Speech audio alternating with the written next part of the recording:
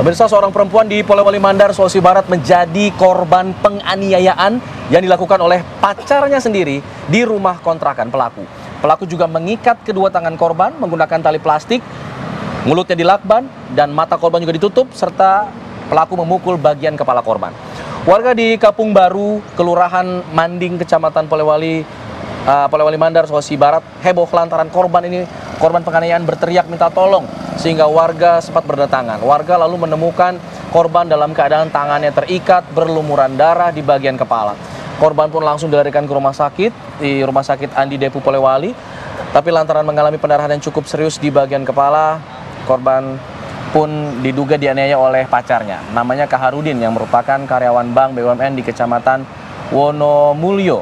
Pelaku diduga menganiaya korban dengan cara memukul bagian kepala korban dengan martil hingga kepala korban ini berdarah. Pelaku juga mengikat kedua tangan korban menggunakan tali plastik serta melakban mulut dan menutup mata korban, lalu menyeret korban masuk ke kamar mandi.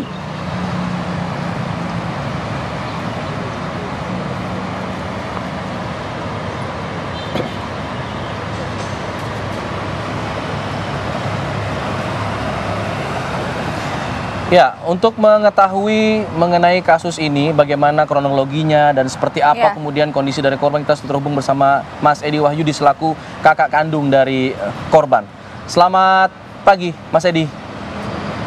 Selamat pagi, Mas Afwan dan Mbak Sura. Mas Edi, bisa diceritakan kepada kami bagaimana awal mula kejadiannya? Mungkin korban sempat memberitahukan awal mula kejadian sempat terjadinya diikat tangannya sampai dipukul pakai martil. Untuk kejadiannya, pelaku menelpon korban pagi-pagi untuk membantu dia packing barangnya dengan alasan pelaku ingin berangkat ke Mamuju untuk kerja. Ya, sepengetahuan Mas Edi ini, korban sudah berpacaran dengan pelaku berapa lama ya? Informasi yang saya dengar bahwa mereka itu pacaran selama kurang lebih sudah 3 tahun, Mbak. Nah, apakah korban selama 3 tahun ini pernah menceritakan mendapatkan penganiayaan, kekerasan juga gitu? Selama 3 tahun yang saya dengar, pokoknya dia itu cuma menonjok, pengen menonjok. Untuk yang lebih parah ini saya tidak pernah dengar, Pak. Oke. Korban menceritakan apa yang menjadi motif pelaku, kenapa kemudian melakukan penganiayaan ini? Korban menceritakannya itu dia itu mengajak korban kawin, tetapi dia tidak menolak, cuma dia tuh minta waktu karena pelaku juga ingin mendaftar jadi seorang polisi. Baik, apakah ada informasi juga yang disampaikan korban kepada Mas Edi mengenai uang yang sempat korban pinjam dari pelaku? Korban tidak pernah bercerita, Mbak, cuman ada saudara mama yang mengatakan bahwa korban tidak ada sangkut pautnya sama uang yang dipinjam karena saudara mama yang mengetahui hal tersebut itu tidak ada sangkut pautnya sama korban. Oke. Sampai sejauh ini pelaku apakah sudah ditangkap atau bagaimana? Untuk sejauh ini pelaku sudah ditangkap, Pak, di Tutar.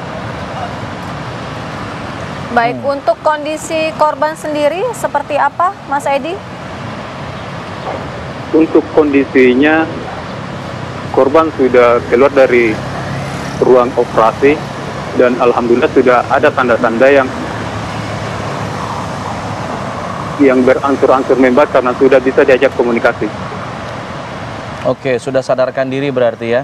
Sudah bisa diajak komunikasi. Iya. Apa yang diungkapkan oleh korban kepada pihak keluarga setelah ia siuman? Ya, dia hanya mengatakan kepada keluarga, bilang saya tidak mau lagi sama Kahar karena alasan yang kemarin karena sudah dianiaya. Oke. Dari keluarga korban sendiri mengetahui mungkin karakteristik Iya. atau sifat dari Kahar sendiri seperti apa sih selama ini? Itu karakteristiknya, keluarga memang katanya tuh orangnya baik karena selama ini dia sering bertamu ke rumah, memang dia orangnya sopan. Baik, Mas Edi Wahyudi, terima kasih sudah memberikan informasi kepada kami di program Apa Kabar Indonesia Pagi. Kita juga turut prihatin terhadap adik Anda, Mas Edi. Semoga keadaannya berangsur membaik Iya, dan Mbak. juga bisa pulih kembali.